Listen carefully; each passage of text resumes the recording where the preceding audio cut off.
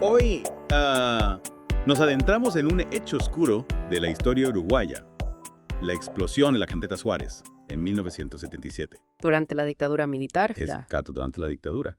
Y tenemos, bueno, una colección bastante completa de fuentes, ¿no? Artículos de prensa, análisis históricos. Incluso ejemplos de la propaganda de la época. Ajá, para intentar desentrañar la verdad. Es un caso complejo, un caso donde se mezclan la tragedia humana, las presiones políticas y económicas y, bueno, la manipulación del relato. Vamos a analizar las causas de esta explosión. Por supuesto. La responsabilidad de quienes estaban a cargo. Claro. Y cómo la dictadura, junto con la propia comunidad de Suárez, construyeron una narrativa en torno a este suceso. Empecemos por el principio. La Cantera Suárez, operada por AFAE, la Administración de Ferrocarriles del Estado, era crucial para los planes de desarrollo de la dictadura, ¿no? Exactamente. La cantera proveía la piedra para la expansión del sistema ferroviario, una prioridad para el régimen. Imaginen la presión que esto generaba.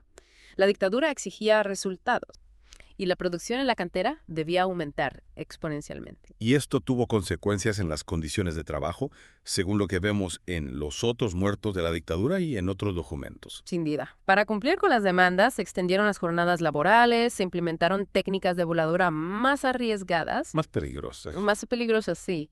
Y se comenzó a utilizar un explosivo más potente, la gelinita. Ajá. Es importante destacar que todo esto ocurrió sin la capacitación adecuada para los trabajadores y sin las medidas de seguridad necesarias. O sea, un contexto de presiones políticas y económicas, condiciones laborales precarias. Y un manejo de explosivos peligrosos. Cómo se desencadena la explosión. El 1 de octubre de 1977, cerca de 240 kilos de gelinita detonaron prematuramente en la Cantera Suárez. Uf. Fue una tragedia que se escuchó a kilómetros de distancia, con un saldo de 14 trabajadores muertos, varios heridos de gravedad y un joven Heriberto Guevara desaparecido en medio del caos. Es escalofriante. Y mientras la comunidad de Suárez se enfrentaba a esta tragedia, la dictadura controlaba la narrativa. Sí. Tenemos recortes de prensa de la época como El Diario, El País y La Mañana que nos muestran cómo se presentaba la información. La prensa, bajo estricta censura, atribuía la explosión a errores humanos o al destino. Se minimizaba la responsabilidad de AFE, el organismo estatal a cargo de la cantera. Ajá. Y se evitaba cualquier crítica a la dictadura. De hecho, incluso se elogiaba. Sí, se elogiaba la eficiencia y el progreso de AFE Increíble. en medio de esta tragedia. Y esto contrasta con la realidad que se vivía en la cantera. Mencionaste un documento que revela que AFE sabía de los riesgos, ¿cierto? Sí. Un documento de la propia AFE, publicado en su revista Arieles, evidencia que se había formado una comisión para abordar las preocupaciones de seguridad en la cantera. ¿Cuándo? Semanas antes de la explosión. Esto nos dice que la cúpula de AFE conocía el peligro, pero priorizó la producción por encima de la seguridad de los trabajadores. Hablando de responsabilidades, el nombre del coronel Iván Paulos, entonces presidente de AFE, surge constantemente. ¿Cuál fue su papel en esta tragedia? Paulos, como máxima autoridad de AFE, era responsable de la seguridad en la Cantera Suárez. Claro. A pesar de las advertencias y del conocimiento de los riesgos, no se tomaron las medidas necesarias para prevenir la tragedia. Y lo más indignante es que nunca ha sido responsabilizado por lo sucedido. Es increíble. Y lo que me impacta es cómo esta tragedia, con tantas vidas perdidas, quedó sepultada bajo una capa de silencio y olvido. Es un ejemplo de cómo la dictadura silenciaba las voces críticas y manipulaba la información para proteger su imagen. Las víctimas de la Cantera Suárez se convirtieron en los otros muertos de la dictadura, aquellos cuyas historias fueron borradas o distorsionadas, pero la búsqueda de la verdad no se detiene ahí, y en la próxima parte de este Deep Dive vamos a explorar la construcción del relato desde la perspectiva de la comunidad de Suárez. Interesante. Vamos a ver qué nos dicen las fuentes sobre esa otra cara de la historia.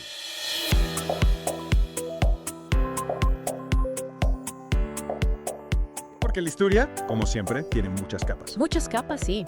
Retomando nuestro análisis de la tragedia de la Cantera Suárez, hay un aspecto que me parece crucial. La figura de Heriberto Guevara, el joven trabajador que desapareció en la explosión, se convirtió en una especie de chivo expiatorio, ¿no te parece? Absolutamente. En los otros muertos de la dictadura y en otras fuentes se menciona que en Suárez muchos creen que Guevara, un joven de 19 años con apenas 6 meses de experiencia en la cantera, fue el responsable de la explosión por un supuesto mal manejo de los detonadores. Es una narrativa que desvía la atención de la responsabilidad de AFE y de la dictadura. Se culpa a un individuo, un joven que ya no puede defenderse, y se ignora la cadena de mando y las decisiones que llevaron a acumular una cantidad tan peligrosa de gelinita en la cantera. Su desaparición física se convierte en la desaparición simbólica de la responsabilidad.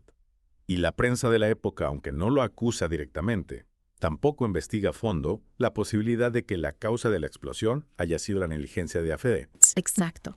La prensa bajo el control de la dictadura habla de la inevitabilidad del accidente, como si fuera algo inevitable, y esto encaja con la estrategia del régimen de controlar la información y evitar cualquier crítica. Es una forma de silenciar la disidencia y crear un clima de resignación. Se busca que la gente acepte la versión oficial sin cuestionarla. Esto se extiende a otros ámbitos de la vida social durante la dictadura. El miedo a la represión y la censura se vuelven herramientas poderosas para controlar la narrativa y perpetuar el poder. En el caso de la cantera Suárez, este control de la narrativa tiene consecuencias muy concretas. Se impide una investigación independiente, se silencian las voces de los trabajadores y sus familias y se protege a los responsables. Y esto tiene un impacto que perdura hasta hoy. La falta de justicia y la impunidad generan dolor e indignación en las familias de las víctimas. Se les niega el derecho a la verdad y la reparación. Es una herida abierta en la memoria de Suárez y de Uruguay. Y esta herida se agrava porque incluso después de la transición a la democracia no se ha hecho lo suficiente para esclarecer la verdad sobre la cantera Suárez y hacer justicia. Hay una deuda pendiente con la memoria de sus trabajadores. Es necesario investigar a fondo, determinar responsabilidades y brindar reparación a las familias. Solo así se podrá cerrar este capítulo oscuro de la historia. Y esta investigación no puede limitarse a la cantera Suárez. Es necesario investigar a fondo todos los crímenes de la dictadura, incluyendo aquellos que no fueron directamente causados por la represión, sino por la negligencia y la corrupción del Estado. Volviendo a la figura de Iván Paulós, las fuentes que revisamos, incluyendo la cronología de su carrera militar publicada en La República, muestran que, a pesar de su responsabilidad en la tragedia, su carrera no se vio afectada. Es un ejemplo de la impunidad que caracterizó a la dictadura. Muchos de los responsables de crímenes de lesa humanidad y de violaciones a los derechos humanos nunca fueron juzgados. Esto envía un mensaje peligroso, que el poder y la posición social te protegen de las consecuencias de tus actos, incluso cuando se trata de la pérdida de vidas humanas. Es un obstáculo para construir una sociedad donde se respete la justicia y se valore la vida humana. La impunidad genera desconfianza en las instituciones y perpetúa la cultura del silencio y la complicidad. En el caso de Paulós, esta impunidad se acentúa aún más por sus propias declaraciones. En una entrevista reciente, cuando se le preguntó sobre la dictadura, no mostró ningún remordimiento por las vidas perdidas en la cantera Suárez. Al contrario, se jactó de los supuestos logros económicos del régimen y minimizó la importancia de los derechos humanos. Sus palabras son escalofriantes. Dijo que las muertes y desapariciones durante la dictadura eran una insignificancia, comparadas con los supuestos logros económicos. Es una muestra de la crueldad y la falta de empatía que caracterizó al régimen. Y sus declaraciones no se limitan a esa entrevista. En varias ocasiones ha defendido públicamente la dictadura y ha criticado cualquier intento de investigar sus crímenes. Incluso ha llegado a decir que los archivos policiales de la dictadura deberían conservarse porque quién sabe si no pueden servir otra vez. Es una declaración que evidencia su desprecio por la democracia y los derechos humanos. Demuestra que no ha aprendido nada de la historia y que sigue justificando la violencia y la represión. Es una postura intolerable en una sociedad democrática. Es necesario que se haga justicia por los crímenes de la dictadura y que se condene a quienes los cometieron independientemente de su posición social o su poder político. La justicia no es solo una cuestión legal, sino también moral. Es reconocer el sufrimiento de las víctimas y honrar su memoria. Es construir una sociedad más justa y equitativa. Y en el caso de la cantera Suárez, la justicia sigue pendiente. La historia de la cantera Suárez es una historia de negligencia, de impunidad y de olvido. Pero también es una historia de lucha de resistencia y de búsqueda de la verdad. Y esta lucha continúa. En nuestra próxima y última parte, profundizaremos en la construcción del relato por parte de la dictadura y de los habitantes de Suárez.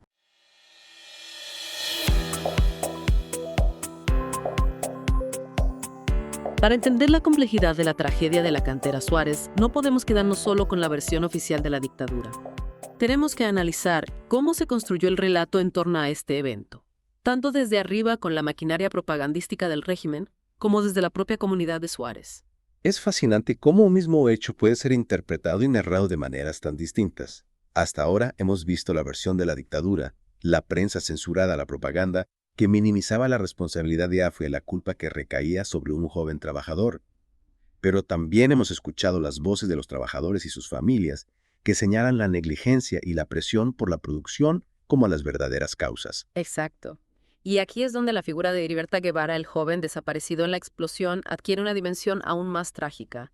Se convierte en el chivo expiatorio perfecto para desviar la atención de los verdaderos responsables. Pero ¿por qué la comunidad de Suárez se aferraría a esa narrativa? ¿Por qué no cuestionaron la versión oficial de la dictadura? Es una pregunta clave. Y la respuesta es compleja. Hay que recordar el contexto de terror que se vivía en Uruguay en 1977. La dictadura controlaba todo. Y cualquier crítica al régimen podía tener consecuencias graves. De hecho, en las fuentes que hemos revisado se menciona que incluso el fotógrafo que capturó la imagen del cráter de la explosión fue detenido. Se le confiscó la película. Imagínate el miedo que se debía sentir para no hablar. El silencio se convierte en un mecanismo de supervivencia en una dictadura. Y esto lamentablemente limitó la posibilidad de que la comunidad de Suárez se organizara para exigir justicia. Claro, el miedo era un factor determinante. Pero también hay que considerar la dinámica propia de una comunidad pequeña como Suárez.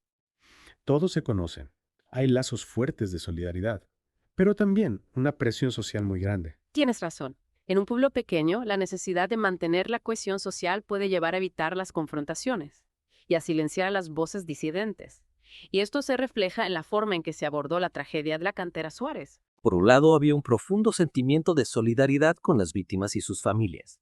Se organizaron colectas. Se construyó un monumento en su memoria, pero al mismo tiempo se evitaba cuestionar las causas de la explosión o señalar culpables. Es como si la comunidad de manera inconsciente hubiera elegido una narrativa que les permitiera procesar el dolor y seguir adelante sin romper los lazos sociales. Culpar a un individuo, un joven que ya no estaba para defenderse, era una forma de contener la tragedia dentro de un marco manejable, sin desafiar al poder de la dictadura. Y a esto se sumaba la falta de información independiente y la poderosa propaganda del régimen que presentaba una imagen idílica de AFE y su aporte al desarrollo del país. La comunidad de Suárez no tenía acceso a información que les permitiera cuestionar la versión oficial. Y la propaganda de la dictadura con sus mensajes de progreso y unidad nacional contribuía a crear un clima de resignación. Es desgarrador ver cómo el miedo, el silencio y la propaganda se combinaron para ocultar la verdad sobre la cantera Suárez. Sin embargo, la memoria de esta tragedia no se ha borrado del todo. El monumento a las víctimas sigue en pie.